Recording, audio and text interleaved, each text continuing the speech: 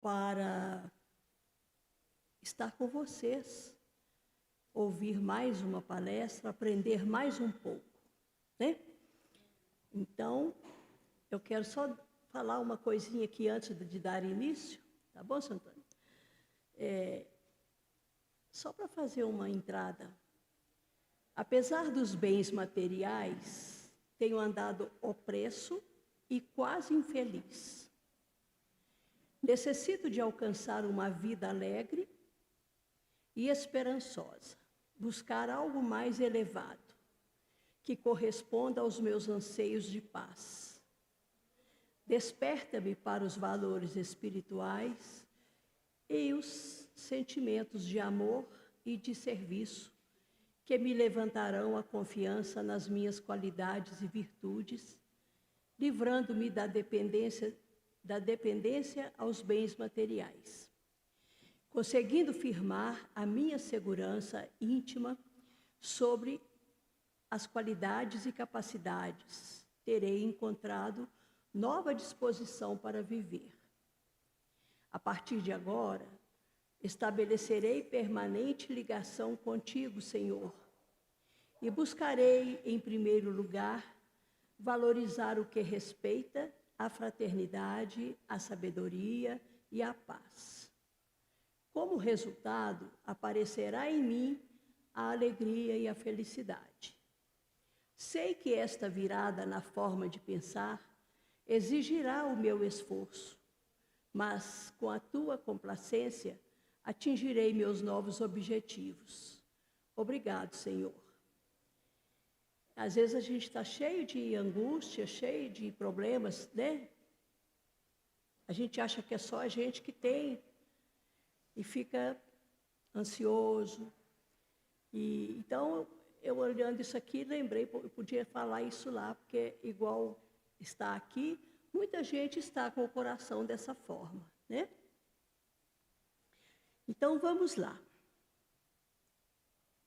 O seu Antônio já está aí, né, seu Antônio? Muito bem.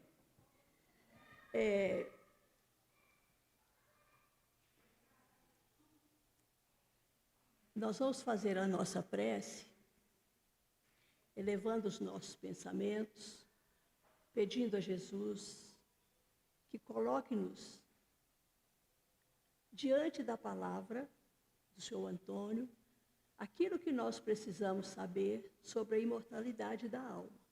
Por quê? Porque o tema central é o mensageiro do amor. E o tema de hoje é a imortalidade da alma.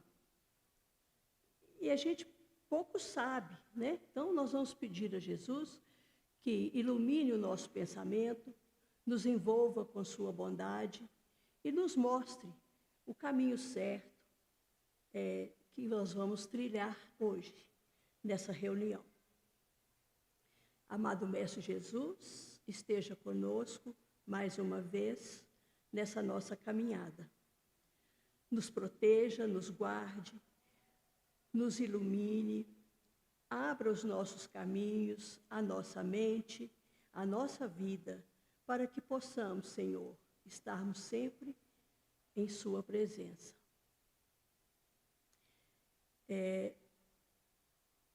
Nós vamos agradecer desde já ao seu Antônio por estar aqui e nos fazer essa palestra para nós aqui.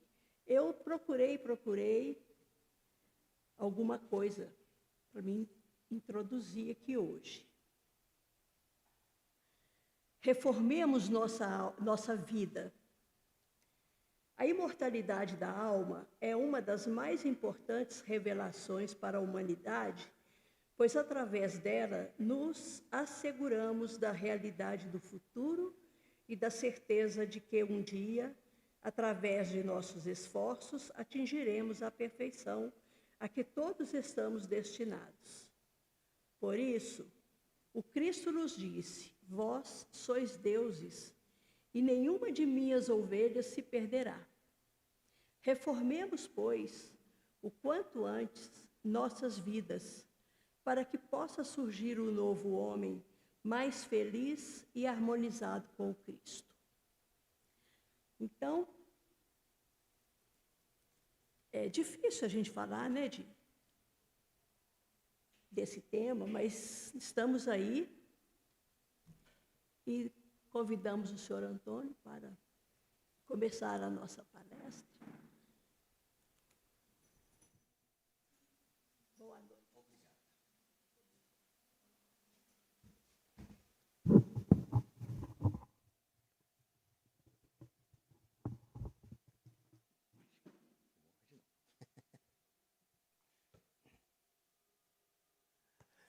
Muito bem, queridas irmãs, queridos irmãos, encarnados, desencarnados, presentes e nos lares, boa noite.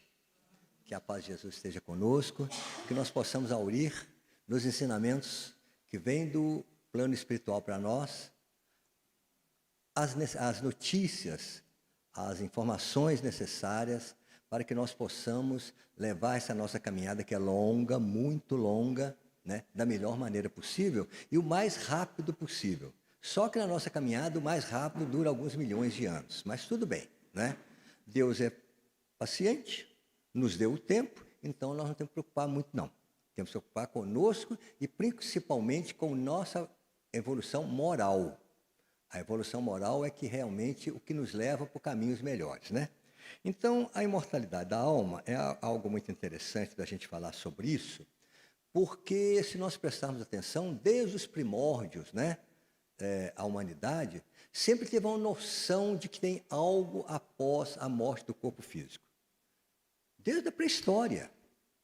Haja visto que quando nós saímos das árvores, fomos para as cavernas, depois das cavernas nós passamos a ser nômades, ir para lá, para cá, sempre procurando lugar que a gente pudesse sobreviver, porque a gente não sabia fazer nada. Essa é a verdade, né? Mas tínhamos aquela coisa de que quando alguém ficava inerte, né, alguma coisa estava errada, né? E aí a gente ficava procurando o porquê, e depois passamos a entender que realmente, quando o corpo morre, algo sai do corpo. E esse algo que sai do corpo é quem? Somos nós, espíritos, não é? E essa pergunta é muito frequente. O que somos? O que somos, né? Então, a espiritualidade traz para nós... gente, abri um parênteses aqui, né? Para mais uma vez expor a meu modo de pensar que a doutrina dos espíritos, ela é fantástica. Ela é consoladora. E por que ela é consoladora? Porque ela nos esclarece. Quando nós nos esclarecemos, fica tudo mais fácil, não é? Tudo mais fácil. Veja bem, como é que nós vamos explicar a justiça divina sem a pluralidade das existências? Não tem como. Não tem como. Né? Imagine se toda a humanidade fosse composta de espíritos 0 quilômetro. Foi feito um espírito para um corpo, né? Que é geralmente a maneira de pensar de muita gente é essa, né? Que é criado um espírito para um corpo que está sendo formado. Ou então aquele espírito é 0 quilômetro, nunca esteve aqui, não conhece nada, é totalmente puro. Por isso tem aquele negócio que os bebês, né, quando criancinha já vai de asinha direto para o céu. Não vai para o céu não, é um lugar chamado limbo, né? Um negócio assim. Mas então, a doutrina nos esclarece sobre isso. E principalmente a questão da imortalidade da alma não é coisa do espiritismo, não. Os orientais já sabem disso há séculos e séculos, há milênios, não é? Mas acontece, quando Jesus veio, ele então trouxe para a gente exatamente, taxativamente, a questão da vida futura. E se prestarmos atenção, Jesus não falava nada que fosse voltado para o plano material. Tudo que ele falava é exatamente para o plano espiritual. Jesus não veio trazer ensinamento nenhum para nós de coisa material. Não. Ele veio trazer para nós exatamente ensinamentos para o plano espiritual, ou seja, veio trazer ensinamentos para nós tratarmos da nossa evolução moral, né? Então, o que somos? O texto, somos espíritos, ou seja, seres inteligentes do universo, criados por Deus com o objetivo de alcançarmos a perfeição. E a gente acrescenta, qual foi o objetivo mesmo? Sermos felizes. Porque logo que nós alcancemos a perfeição, seremos totalmente felizes. Por quê? Nós não teremos mais nenhum vínculo com as coisas materiais. Essas paixões, essas ideologias, essas bobagens que a gente tem, acaba tudo. Você passa a viver a plenitude da felicidade, mas se a gente tiver uma imperfeição, não consegue alcançar. Porque no momento que aquela imperfeição for confrontada, a gente fica infeliz. Se você ficar infeliz uma vez, não é totalmente feliz, não é? Então a gente fala, mas tem gente que fica feliz aqui na Terra. Não. Nós temos momentos felizes, mas nós não somos felizes. Não temos a menor possibilidade de alguém que mora, que habita um planeta de provas e expiações ser feliz. Nós estamos eivados de aflições, preocupações. Temos um corpo complicado, que é uma máquina maravilhosa, mas ela é frágil. Está sujeita a um monte de coisas inerentes da matéria. Nós precisamos de teto, nós precisamos de alimentar, nós precisamos preocupar com o outro. Que eu acho que na condição, por exemplo, de quando a pessoa se diz cristão, não é? Eu sou cristão. O que é ser cristão? É ter o Cristo como guia e modelo. Guia é para ser seguido e o modelo é para ser imitado. Olha só, se eu tenho Cristo por guia e modelo, eu não tenho o direito de ser perigo para ninguém. Não temos direito de ser perigo para ninguém. E quando eu recebi as informações da espiritualidade para cá, mais motivo eu tenho para não causar nunca nenhum problema a ninguém. Nós não temos esse direito. O Cristo já nos trouxe essa informação, né? Mas o nosso orgulho, o nosso egoísmo, a nossa intolerância, que nos coloca muitas vezes em situação muito ruim, né? Então, veja bem, somos os seres inteligentes do universo criados por Deus para sermos felizes, né? O que nos dá essa certeza, o que é? É a lei do progresso. A gente vê que a lei do progresso, ela é moral e material. Tudo está progredindo. Já prestaram atenção que Deus não faz nada pronto? Deus não faz nada pronto. Porque se Deus fizesse as coisas prontas, Ele teria nos criado puros. Aquele bilhões de espíritos, tudo puro, tudo tranquilo. Mas qual seria o nosso mérito? Nenhum. Já fomos criados puros. Então não alcançamos nada por nossa vontade, pela nossa persistência, pelo nosso trabalho. E o exemplo maior que nós temos é de quem? Do Cristo. Por quê? Porque o Cristo, como é que ele foi criado? Diferente de qualquer um de nós? Não. De jeito nenhum. Jesus foi criado simples, ignorante, imortal, inteligente e dotado de livre-arbítrio, como todos nós. E alcançou a condição de um espírito co-criador, ou seja, um espírito crístico, através dos seus méritos. Então, quando nós falamos que Jesus é o Filho unigênito, não sei o quê, é o Filho do Papai, nós estamos sendo muito injustos com ele. Ué. Ele alcançou foi os píncaros por esforço próprio, por vontade, por tenacidade. Não é? E aí, a lei do progresso é isso, nos leva sempre para frente. Segundo o relato da espiritualidade, a Kardec, fomos criados simples, ignorantes, inteligentes, imortais e dotados de livre-arbítrio. E olha uma coisa muito interessante, não tem nenhum espírito foi criado mais ou menos simples, mais ou menos ignorante, mais ou menos inteligente, mais ou menos imortal, e o livre-arbítrio foi para todos. Porque se um espírito fosse criado qualquer coisa diferentemente do outro, Deus estaria privilegiando um em detrimento dos outros, ou então, então prejudicando um em questão dos outros. Deus é imparcial. Todos nós somos amados por Ele da mesmíssima maneira. Aquele que já está no nível de Jesus para mais, é tanto amado por Deus, como nós que estamos aqui rastejando num planeta de provas e expiações, e como aqueles que estão em planetas primitivos. Para eles somos todos iguais. Isso que nós temos que entender. E quando nós compreendemos isso, mais necessidade nós temos de quê? De ter conhecimentos das leis divinas, principalmente da pluralidade das existências, não é? No livro Estudos Espíritas, do Divaldo, né, a Joana de Ângelo, no capítulo 3, nos traz esse conceito. Espíritos, individualidades inteligentes, incorpóreas, que povoam o universo, criados por Deus, independente da matéria. Nós não dependemos da matéria para nada. Nós somos muito mais importantes a Deus do que o universo todo.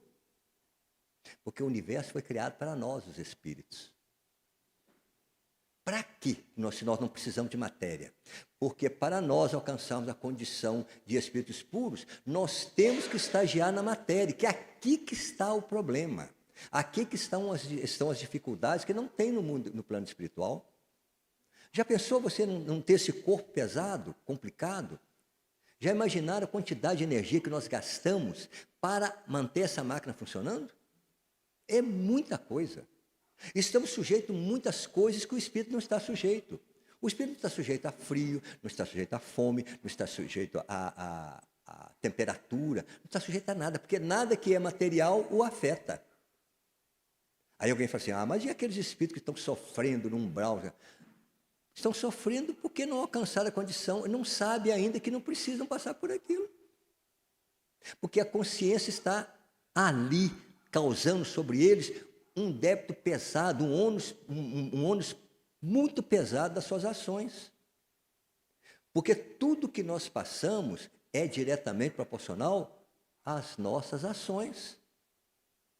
A minha ação hoje vai determinar a minha felicidade ou a minha infelicidade no futuro. Nada mais. Ninguém vai me fazer mais ou menos feliz. Então, só depende de nós, não é? São de todos os tempos, desde a criação, sendo infinita, sempre existiram e jamais cessarão. Deus cria espíritos hoje. Bilhões e bilhões de princípios inteligentes estão estagiando nos reinos inferiores.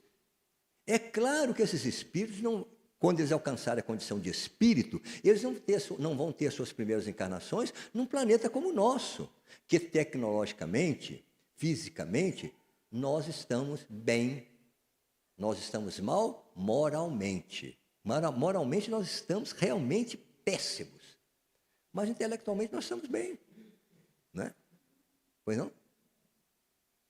Mas então é isso que a gente tem que levar em consideração, é isso, não é? Moralmente nós estamos mesmo no fim da fila.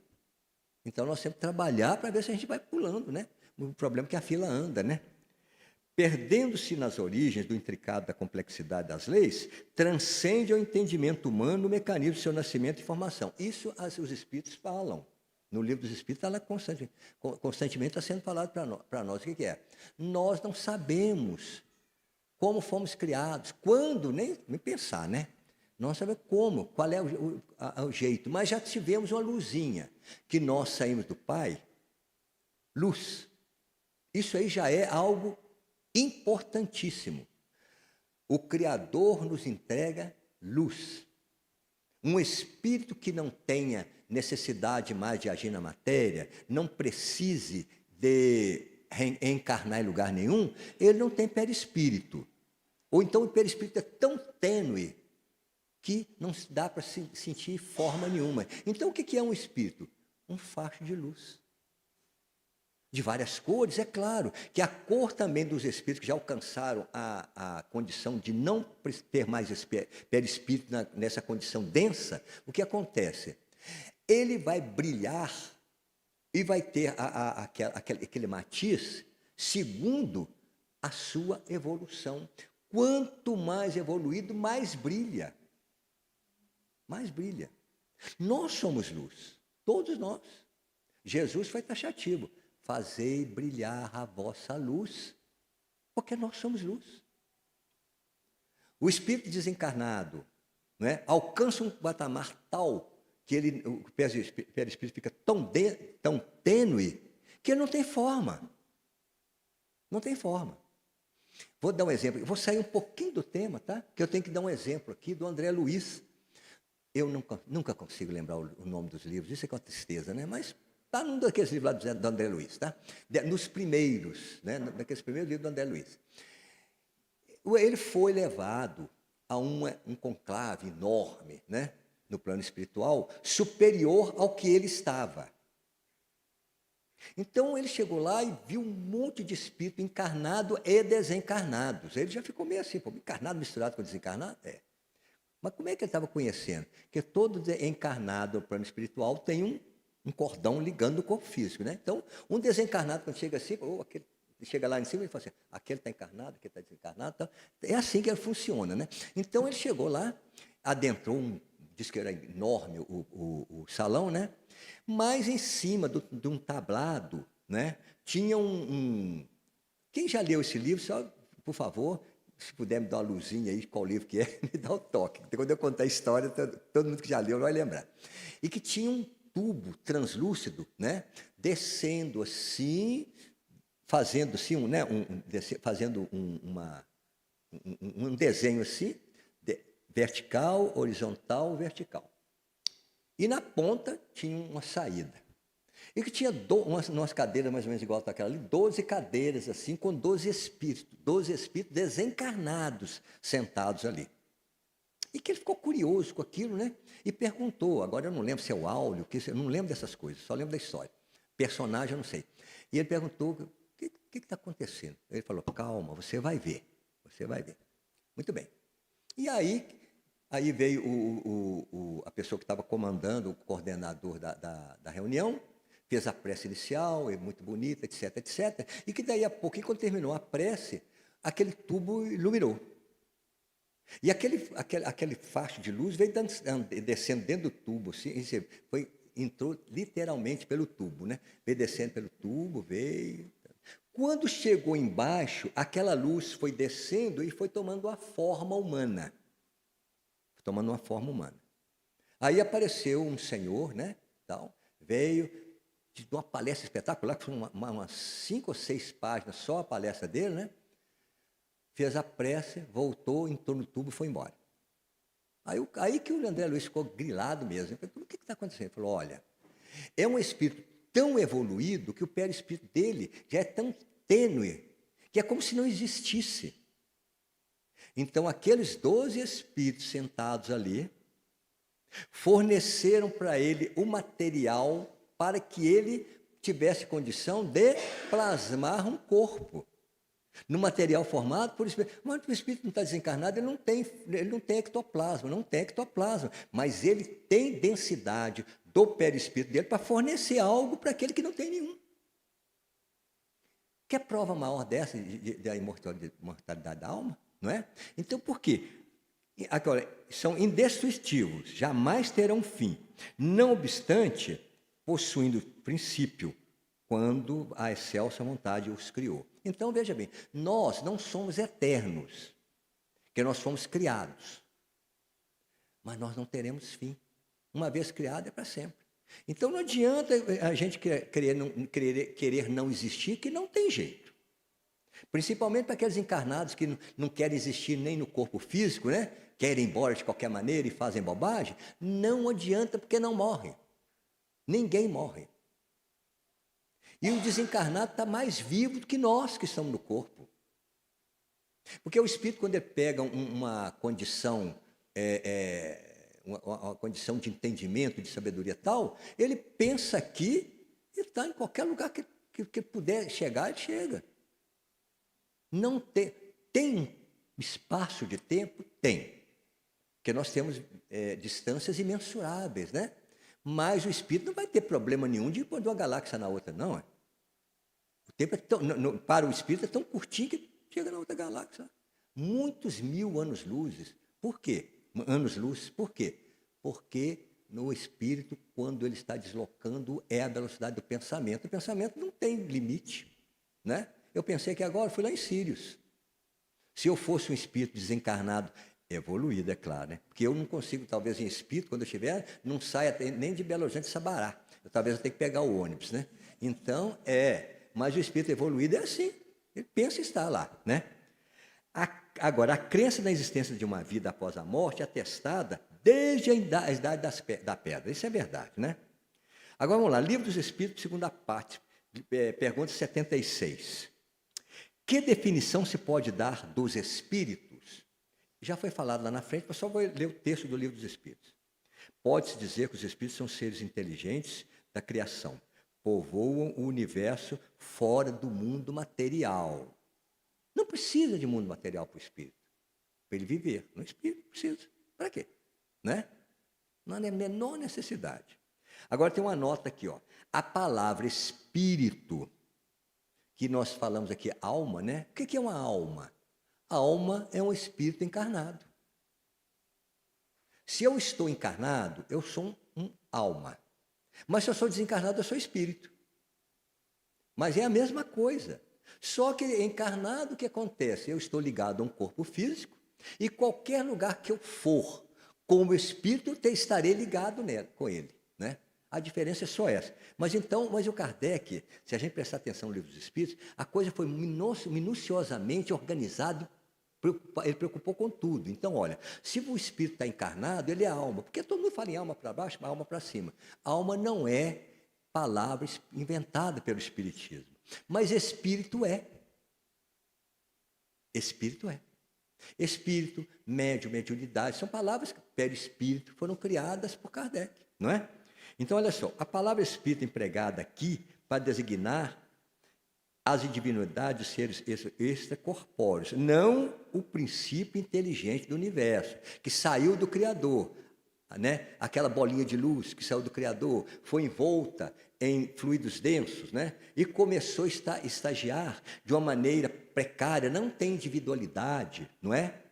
Nos reinos inferiores. Então, estagia no reino mineral, que não é também assim que vai na pedra ali do calçamento da rua, não é bem isso, não é? Possivelmente, não é? A própria espiritualidade não traz isso muito claro para nós, também se isso fosse explicar muito a gente não ia entender, né? Mas possivelmente esse estágio do princípio inteligente no mineral, talvez seja nos cristais, que os cristais já têm uma coerção, eles têm uma forma, né? Uma pedra não tem forma nenhuma, né? Fatalmente foi uma rocha incandescente que solidificou. Mas os cristais eles têm forma, eles mudam, né? Então, possivelmente, nos cristais. Para quê? Para conseguir a coerção. E esses milênios e milênios nos reinos inferiores, aquilo naquele seu perispírito rudimentar começa a aurir conhecimentos e coisas e vão ficando agregados a ele. Aí depois passa para o reino vegetal. O que nós aurimos no reino vegetal? A sensibilidade. As plantas têm sensibilidade, né? Ela reage, né? Ela reage, por exemplo, se o sol está muito quente, murcha, né? Se molha demais também tem problema. Já notaram que tem planta que se dá bem num lugar, não dá em outra? E às vezes a planta é a mesma espécie, e uma se dá bem ali e outra não dá. Ela já tem alguma coisa, né? Então temos ali no vegetal princípio inteligente estagiando ali, trazendo para si, não é, a sensibilidade. Aí depois nós caímos no animal. E o que nós conseguimos no animal? O instinto. E estamos com o instinto animal até hoje, né? Mas o instinto é algo que está exatamente no cerne da coisa. Mas por que nós agimos instintivamente? Porque nós não conseguimos nos livrar ainda do instinto. Então, nós muitas vezes deixamos a razão de lado e agimos instintivamente. Por quê? Porque nós temos as nossas imperfeições que temos que nos livrar dela, né? Então, a diferença é essa. Espírito de princípio inteligente é isso. Quando aquele princípio inteligente alcança a condição de espírito, aí ele já passa a ter pensamento contínuo, ele já passa a ter individualidade, ele já sabe que existe, porque o princípio inteligente não sabe que existe, mas ele já sabe que existe. Aí ele consegue pensar, aí ele ganha aquele presente fantástico que chama livre-arbítrio. Agora, cara, você vai alcançar o seu objetivo por sua conta própria. Mas não é também deixado de qualquer maneira, não. Não é deixado de qualquer maneira. não é? Nós alcançamos essa condição de caminharmos com as nossas próprias pernas, mas com ajuda. Constantemente tem espíritos evoluídos dando aquele suporte para nós. Ninguém não tem um anjo da guarda, todos nós temos. Além dos anjos da guarda, nós temos aqueles espíritos que são simpáticos, que gostam da gente, que estão os espíritos familiares. Então vai tudo caminhando junto, não é? Agora, o Kardec, então, na 77, ele fala assim: os espíritos são distintos da divindade, ou serão simples emanações ou porções desta, e por isso chamados filhos de Deus? Aí, nós lembrando do panteísmo, né? O que é o panteísmo? Sabe aquela crença de que existe uma panela, um caldeirão grandão, né? E que tem lá um caldo lá de tirar a alma, né? Aí, quando vai nascer, vai lá com a colher, lá tira um pouquinho, né? E aí forma um espírito, aí ele habita a terra e tal, vem, depois morre e volta para a panela. Então, uma vez que ele voltou para a panela, ele perdeu a individualidade dele. Enquanto ele está aqui, eu sou o Chico, né? Está aqui. Caiu na panela, não tem mais. Voltou ao princípio inteligente, isso não existe. Por quê? Porque a lei de progresso não permite que isso aconteça, né? A resposta que foi, meu Deus, né? O Espírito respondeu para o Kardec assim, pô, meu Deus. E o Kardec também fazia umas perguntas, né? E estava certo, ele tinha que fazer as perguntas assim. São obras de Deus exatamente qual a máquina o é do homem que a fabrica. Exatamente, né? Quando eu fabrico alguma coisa, não sou eu que está ali, não é? Eu faço uma máquina qualquer, eu sou o criador da máquina, mas a máquina não sou eu, né? Mas ela veio da ideia de fulano, mas ela é individual, ela tem lá a sua individualidade, né? E aí eu falo assim, a máquina é obra do homem, e a máquina é obra do homem, não o próprio homem. Sabes que quando se faz alguma coisa bela e útil, o homem chama de sua filha, criação sua, é verdade. Imagine bem Deus que cria essa humanidade fantástica, né? É claro que ele tem que chamar de seus filhos. É claro que ele tem que amar. Por quê? É criação dele. É a vontade. Nós somos o hausto de Deus, né? Nós viemos através do amor de Deus. Por isso que nós somos espíritos. E por isso que nós temos todo o tempo do mundo para sermos felizes. É por isso. Deus é paciente. E eu cheguei à conclusão de que o maior presente de Deus para nós, qual que é? O tempo. Você tem todo o tempo. Eu vou empacar. Eu falei, então tudo bem, fica empacado aí. O dia que você cair em si, o dia que você pensar assim, puxa vida, igual o filho pródigo, né? Fala, o que eu estou fazendo aqui dessa maneira? Começa a mudar. E a gente tem que mudar, né? Então, o mesmo se dá com a relação de Deus. Em relação a Deus. Somos seus filhos, pois somos obra sua. Aí o Kardec vai lá para a 78. Os espíritos tiveram princípio ou existem como Deus de toda a eternidade. Se não tivesse tido princípio, seriam iguais a Deus, quando ao invés de sua criação, e acham-se submetidos à sua vontade. Então, se nós existíssemos sempre, algo nos criou. Né? Mas Deus não seria então único. Deus seria que tinha algo criado junto dele, mas ele é incriado. É difícil entender, até hoje não entendi nada disso, mas tudo bem, né? Então, olha só, ele é incriado, não é? Como foi isso? Não adianta também tentarem nos explicar ainda não. Nós estamos muito longe para alcançar isso, não é? Tem várias perguntas no livro dos Espíritos que os Espíritos respondem a Kardec. Olha, não vamos entrar nisso não, porque você vai ficar maluco. Deixa, porque vem automaticamente, paulatinamente, vem chegando as informações. Hoje nós já sabemos muita coisa que não sabíamos há 200 anos atrás. Há 200 anos atrás a gente sabia muitas coisas que nós não sabíamos há 1000 anos atrás. E daqui 1000 anos nós saberemos muito mais coisas que nós sabemos hoje. É assim que funciona. Tudo na hora certa, né? Agora foi o seguinte, ó. Deus existe toda a eternidade, é incontestável. Isso ninguém vai falar que não, né? Também não temos como falar que não, porque a gente não sabe, não é? Quando, porém, ao modo porque nos criou e em que movimento fez, nada sabemos. Quem respondeu isso foram os espíritos que deram o material para o Kardec codificar a doutrina. Nada sabemos. Mas vamos saber um dia. Podes dizer que não tivemos princípio, se quiseres, que isso significa que, sendo eterno, Deus há de ter sempre criado ininterruptamente. Jesus falou, não é? Meu Pai trabalha até hoje e eu também. Então, está trabalhando sempre, né? Mas quando e como cada um de nós foi feito, repito-te, nenhum o sabe. Aí está um verdadeiro mistério. E é verdade, né? Então, veja bem, mas que a alma existe, não tem dúvida. Não tem dúvida. E o que é uma alma? Um espírito desencarnado, encarnado, né? Aí o Kardec vai lá na pergunta 80. A criação dos espíritos é permanente ou só deu na origem dos tempos? É permanente. Quer dizer, Deus jamais deixou de criar. Então, nós podemos afirmar tranquilamente que entre nós, espíritos, já conseguimos alcançar essa condição de espírito residente de um planeta de provas e expiações, que não somos mais habitantes de um planeta primitivo. Existe entre nós espíritos, princípio inteligente ainda, estagiando nos reinos inferiores. Mas espíritos de primeiras encarnações não temos entre nós. Não faz sentido. Seria, inclusive, uma grande covardia pegar um espírito de primeiras encarnações e colocar nessa torre de Babel que está aqui, nessa bagunça.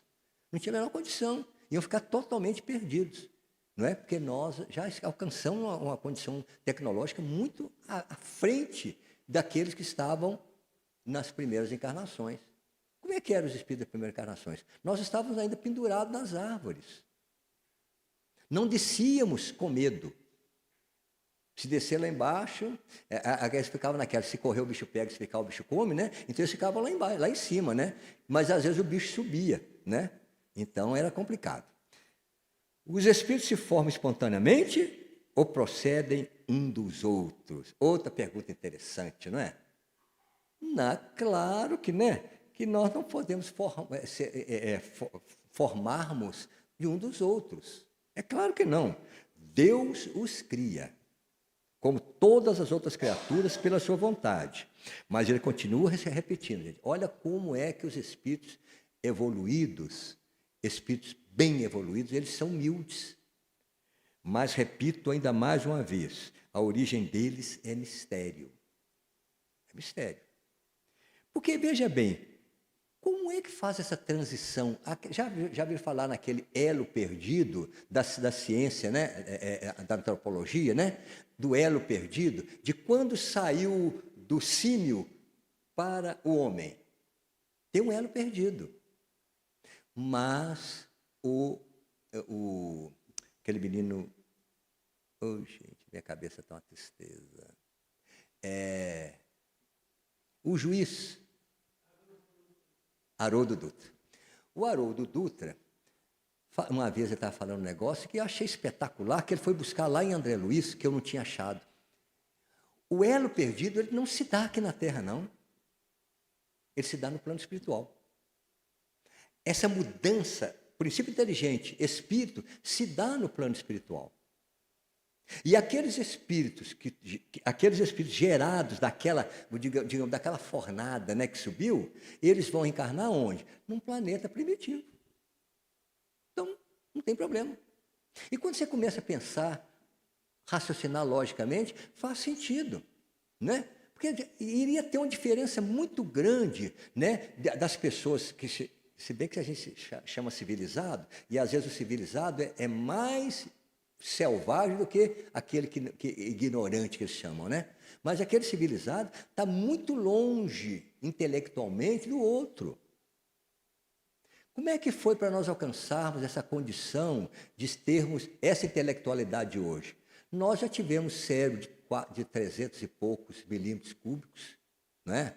Depois passamos para... Não, milímetros não, também não, centímetros cúbicos. Depois nós passamos para 600 e tantos. Hoje nós temos mais de 1.500 centímetros cúbicos de cérebro. E eu estava lendo outro dia um artigo, achei espetacular. As gerações de 40 para trás têm aí uns 6% de tamanho do cérebro menor que de hoje. É claro, porque a quantidade de informação que a gente está recebendo hoje em dia é muito maior do que, por exemplo, quando eu era criança, há muito tempo atrás, né?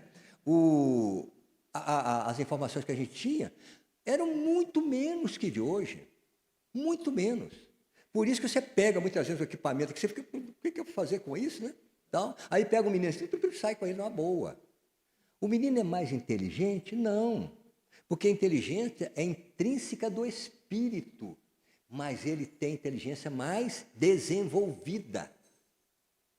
Desenvolveu mais a inteligência. Então, se desenvolveu mais a inteligência no cérebro perispiritual, o cérebro do corpo físico tem que ser maior. É claro, é lógico, né? Então, eu acho que eu mudei o troço aqui sem querer. Ah, sim. Nós fomos criados. Agora, tem forma determinada? O espírito agora é 88. O espírito tem uma forma determinada, limitada, constante? Para vós, não. Olha só, para vós, não.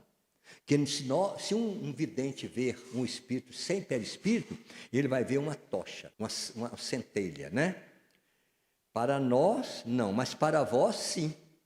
Mas um espírito puro, vendo outro espírito puro, ele sabe que é o Chico, é o Zé, é o Antônio, né, a Maria, ele sabe. Mas se uma pessoa que ainda mexe com essa questão de ter que ter um perispírito para ter forma, ele vai dizer, puxa, eu vi um monte de luzinha, né? Tem lá 10 espíritos puros, né, altamente iluminados, o vidente fala assim, eu estou vendo ali 10 luzinhas. Como é que é? Não sei não, tem uma luzinha de uma cor, luzinha da outra. Ele não vai identificar, mas eles entre si identificam. Existe aquela, então a gente vai naquela velha frase, né? Quem pode mais, pode menos, mas quem pode menos, não pode mais. Então a gente não vê, não é? Essa chama ou centelha tem cor? A pergunta, porque a 88 foi se tem forma determinada, né? Então ele pôs 88A. Essa centelha ou essa chama ou centelha tem cor? Tem uma coloração que para vós vai do escuro e opaco a uma cor brilhante qual a do rubi, conforme o espírito é mais ou menos puro. Por que escuro e opaco? Isso aqui eu fiquei meio... Espera aí, espírito puro, escuro? Não é isso. É porque, se digamos que o princípio inteligente, que é luz, ele está envolto, não é? Em uma matéria densa. E essa matéria densa, ela vai formar-se segundo o corpo do espírito, do corpo do planeta que o espírito vai encarnar. Todos os espíritos têm perispírito como o nosso aqui? Não, claro que não. O que está encarnado no outro planeta gasoso, por exemplo, vai ser totalmente diferente de nós aqui, não é? Então, o que acontece? O espírito...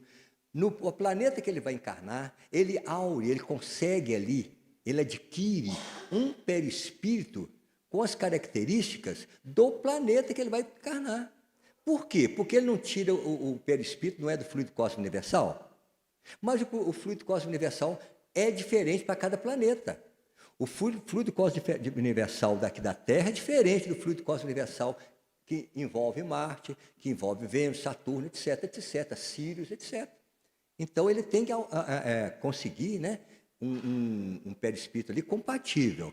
Ora, se aquele espírito, aquele princípio inteligente, né, ainda não tem, ou aliás, pode ser um espírito, ainda não tem a luz brilhante, ele vai ver realmente, se tirar o perispírito, algo meio opaco.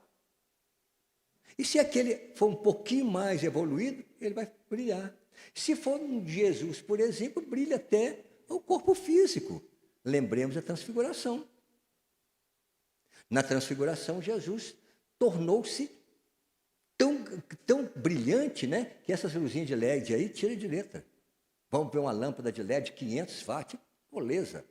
A ponto o brilho dele ser tanto, o que aconteceu com Saulo? Meio-dia, sol a pino, num deserto, a luz de Jesus suplantou em muito a luz do sol. E ele ficou sem enxergar. Então é isso que a gente tem que entender, que nós somos luz, sim. Jesus falou, né? Então, veja bem, os espíritos gastam algum tempo para percorrer o espaço, Sim, mas fazem-no com a rapidez do pensamento. Agora, o Kardec, que era sarfo mesmo, né? Ele fala assim, no 89A, ele fala assim, 89A. O pensamento não é a própria alma que se transporta? Aí, né? O Kardec tentou fazer uma pergunta que para dar um nó, né? Quando o pensamento está em alguma parte, a alma também está. Pois é que a alma quem pensa. O pensamento é um atributo da alma. Como a inteligência é um atributo da alma. Então, porque tem gente que fala assim, pois é, a alma é a inteligência. Não, a inteligência é um atributo da alma. E aí a coisa vai caminhando assim, né?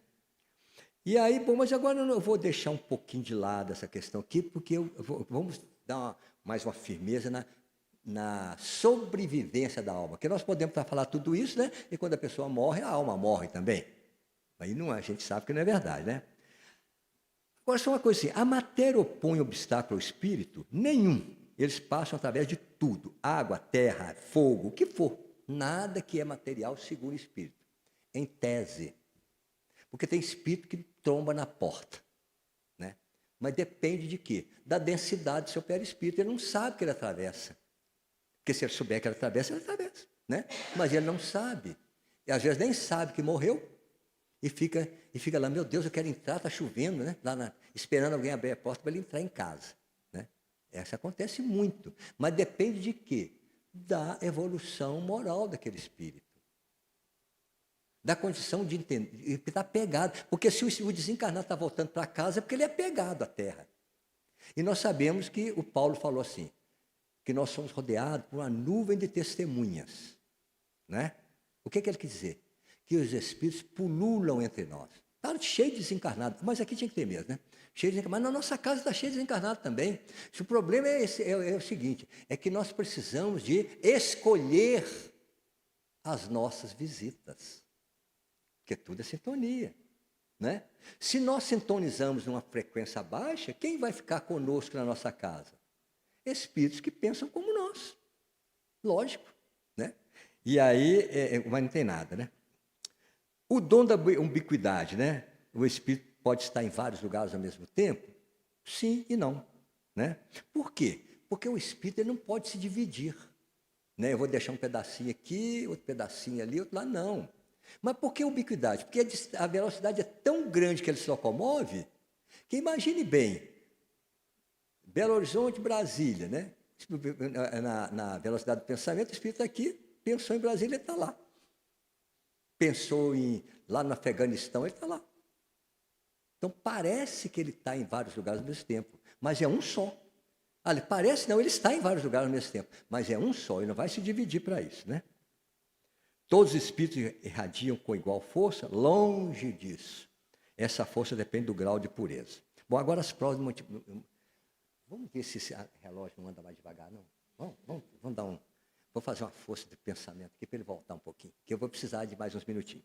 Aqui, ó, a imortalidade da alma é crença segundo a qual o ser humano possui em sua constituição, além do corpo físico, uma alma imaterial imortal que preserva seus atributos intelectuais, emocionais, volitivos após a morte desse corpo. Olha, todos nós, quando desencarnamos, não viramos santos nem demônios. Quando nós desencarnamos, somos a mesma pessoa. Né? Por exemplo, um rabugento vai ser um espírito rabugento. Uma pessoa tranquila, uma pessoa educada, vai ser um espírito educado. Né? Uma pessoa, eu não gosto de dizer má, né? Porque não existe maldade, ela é passageira. O espírito não é mau, ele está mal. O espírito não é ignorante, ele está ignorante. Um espírito que está mal, que está ignorante, no corpo físico, quando ele desencarna, ele vai ser o quê? Um espírito ignorante que pode fazer um monte de maldade pensando muitas vezes está fazendo bem. Que é questão evolutiva moralmente, né?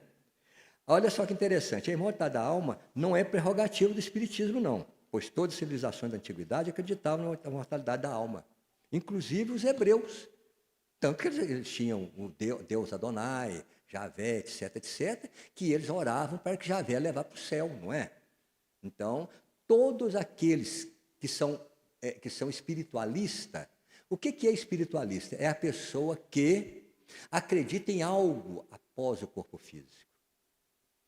Se ele não acredita, ele é materialista. Morreu, acabou. E o materialista, ele pensa que sim. Morreu, acabou, não tem que preocupar com nada. Né? Eu posso viver de qualquer maneira. Eu vou morrer mesmo. Depois que eu morrer, não vai existir mais nada. Então, ele não se preocupa com o futuro. Não preocupa, não. Agora, quando nós ligamos para essa questão de que, gente, espera lá, alguma coisa eu tenho que fazer, porque eu não sei como é que eu vou ser recebido do outro lado. Aí já é uma luzinha que acendeu. E a gente começa, então, a policiar o livre-arbítrio. Porque o livre-arbítrio eu posso fazer o que eu quiser. Todos nós podemos fazer o que quisermos. Só que a gente tem que responder pelas nossas ações, inclusive no campo material. Né? A pessoa pode sair por aí, avançando todos os sinais, está nem aí, a 240 no lugar de 60, não tem problema nenhum. Mas só que quando chegar no fim do ano, quando ele for lá pagar o IPVA dele, tem um caminhão de multas, não é assim? E acontece também com o plano espiritual, você vai fazendo, vai fazendo, vai fazendo. Não é? E tem uma coisa, não existe perdão. Perdão de Deus, podemos esquecer disso. Deus não perdoa e nem premia e nem castiga ninguém. Não perdoa porque Ele não precisa perdoar. Sabe por quê? Porque as leis estão dentro de nós. As leis estão dentro de nós.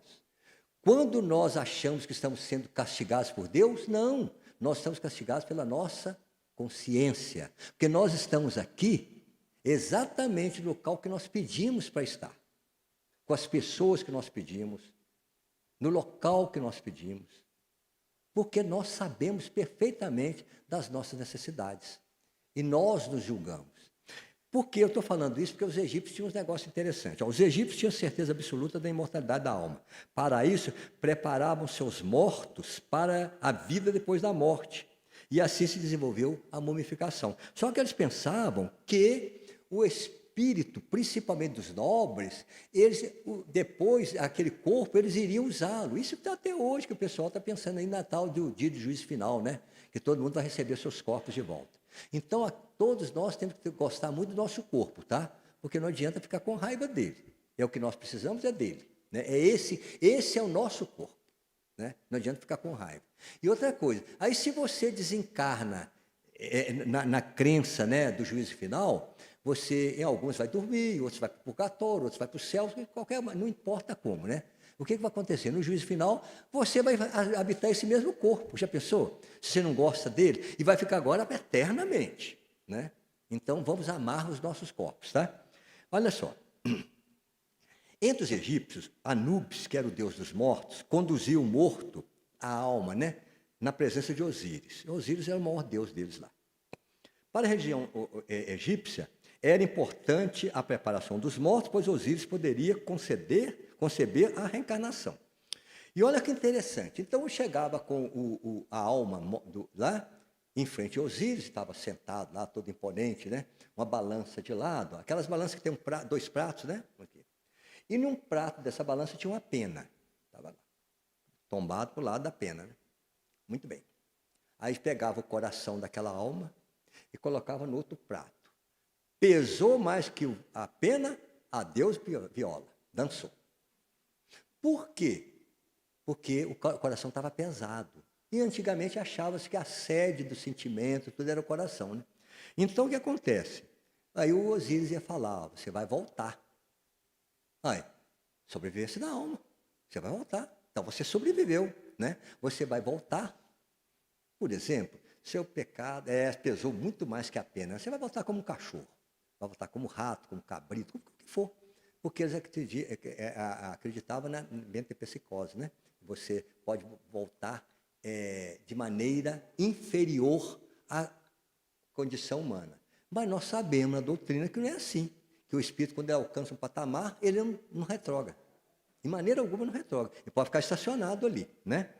Então, é a ideia também da transmigração, é a ideia também do hinduísmo. No hinduísmo tem disso também, né? Você vai voltar uma barata. Então, vem barata aí. Tales de Mileto achava que a alma imortal existia nos homens e nos animais. E ele não estava tão errado, né? Porque nos animais não é um espírito, uma alma propriamente dita, mas é um princípio inteligente estagiando. Então ele não estava de todo errado, né? Os hebreus também acreditavam que a alma ia para o céu, para o inferno. Que é que o céu estava para os bons e o inferno para os maus. Ora, se tem um lugar para você ir depois que você morre, é porque você permanece. Você pós-existe ao corpo. O corpo morre, mas você continua da mesma maneira. E aí vem a questão da pré-existência da alma. Então, aquela história de que vai fazer um espírito para um corpo, não tem a menor condição. Por quê? Imaginemos bem, né? Não, vamos deixar só no nosso planeta, não vamos partir para outros, não. Nós somos, segundo a espiritualidade, aproximadamente uns 36 bilhões de espíritos no âmbito da Terra. Desses, atualmente, tem quase 9 bilhões encarnados, né? Então, vê que tem muito mais desencarnado do que encarnado. Muito bem. Mas, então, Deus está criando espírito constantemente. Mas não é para determinados corpos. Porque o espírito não é criado para aquele corpo, de maneira alguma. O espírito já existe. Então é criado um corpo segundo as necessidades do espírito. O nosso corpo é criado segundo as nossas necessidades. Por isso que André Luiz fala muito sobre a questão do mapa reencarnatório. Nós damos palpite no nosso mapa reencarnatório, tranquilamente. Nós temos essa prerrogativa. Olha só a misericórdia de Deus. Você pode dar palpite, com limites, é claro, que se deixasse por nós, né? Nós íamos nascer lindos, né? Bilionários, né? Tudo de Elon Musk para cima, né? Bilionários, para viver 230 anos, né? Seria assim, mas não é. A gente vem segundo a nossa necessidade, mas eu vou dar um exemplo. Imagine que eu preciso reencarnar para combater a vaidade. Porque muitas vezes a gente reencarna uma vez para combater uma imperfeição e a gente acaba tomando bomba no fim da vida, né? Então a vaidade. Então, é mostrado, olha, o corpo é mais... O cara olha assim, puxa vida, mas esse corpo aqui não vai dar. Por quê? Bonito assim, eu vou falhar mesmo. Então, dá uma entortadinha no pé aí, né? Entorta a orelha, cabana um pouquinho essa orelha aí, põe um pouquinho assim assado, que é porque é muito difícil você combater a vaidade se for ver linda, né? É muito difícil, gente, não é? Então tá legal. Então vamos entortar um pouquinho aqui, vamos fazer algo assim, né? Uma perninha mais curta que a outra e tal, para encaixar mais ou menos a necessidade do espírito, não é? E aí, o que é isso? Que traz isso para nós? Esses ensinamentos trazem para nós que nós continuamos vivendo quando o nosso corpo morre. Nós não morremos, nós somos imortais. Nós vamos ao infinito. E o mais importante, aquela questão de que, olha, descanse em paz. Ledo engano. Tem esse negócio de descansar em paz, não. Quanto mais evoluído o espírito, mais ele trabalha. Porque o trabalho é o alimento do espírito. Quanto mais ele trabalha, mais ele evolui, mais força e mais luz ele ganha. Então, qualquer espírito que tenha uma leve noção de evolução, ele quer fazer isso, né? E aí é essa questão de que nós temos que entender que Deus é absoluta sabedoria. Não faz nada inútil. Não faz nada inútil. Então a gente olha para cima e fala, Deus criou todo esse universo para a gente ficar de boca para cima olhando. Não, tudo tem utilidade. Segundo o Livro dos Espíritos, não tem nenhum planeta que não tenha vida. Olha, não tenha vida espiritual. Porque tem planeta que vida material não tem a menor... Na vida material, na condição que nós compreendemos, e na nossa condição física, não tem a menor condição. Né? Mas vida espiritual, todo orbe é habitado. Todo orbe. E os que têm habitação que tem habitantes físicos, como a Terra, que nós temos o nosso plano espiritual aqui, que vivem 30 e tantos bilhões de espíritos. De vez em quando, um vem de castigo para cá. Né? Ele vem para cá para ralar aqui um pouquinho, para ver se sobe um pouquinho. Porque olha só, cada vinda que a gente vem aqui e dá uma ralada boa, e a gente leva a coisa numa boa, você sobe o degrauzinho, gente. Então vamos subir o degrauzinho. Não tem o negócio da escada de Jacó, né? Subir essa escada de Jacó é assim. A escada de Jacó é muito difícil subir. É através de tempo, e muito tempo. Infelizmente, o relógio não dá trégua, né? Eu vou ficar chateado com ele, mas ele não vai importar nem um pouquinho. Muito obrigado. Eu acho que é isso aí que a gente podia falar sobre a imortalidade da alma. Não tem alguma dúvida da imortalidade da alma? Alguém aí tem dúvida que nós não existimos depois do corpo? É claro que numa casa espírita não vai ter mesmo, né? Mas não custa continuar falando, né? É isso aí. Muito obrigado, que a paz de Jesus esteja conosco e vamos continuar trabalhando sempre na nossa imortalidade para que a gente consiga subir um pouquinho mais, não é? E pelo menos trabalhar para que o nosso planeta saia desse primeiro degrau, do segundo degrau, que é a prova de expiações, e já entre numa regeneração. Isso só vai depender de nós. Muito obrigado. Boa noite. Nós te agradecemos, Fernando Antônio. Muito obrigada pela sua presença e nós queremos que outras vezes o senhor esteja conosco aqui. Né? Foi muito bom o esclarecimento. Nós vamos fazer um agradecimento, né, a Jesus por estarmos aqui hoje, recebendo essa chuva de ensinamentos, né? E vamos agradecer, pedindo a Jesus que nos acompanhe sempre e agradecer a Ele tudo que Ele nos dá, porque tudo que nós temos, tudo que nós somos, tudo que podemos, está nas mãos dEle. E que Ele esteja sempre do nosso lado, amparando, protegendo, guiando os nossos passos. E agora a gente vai despedir dos nossos amigos online, né? E eu vou continuar aqui para fazer o restante das atividades. Boa noite, né? Para os nossos online.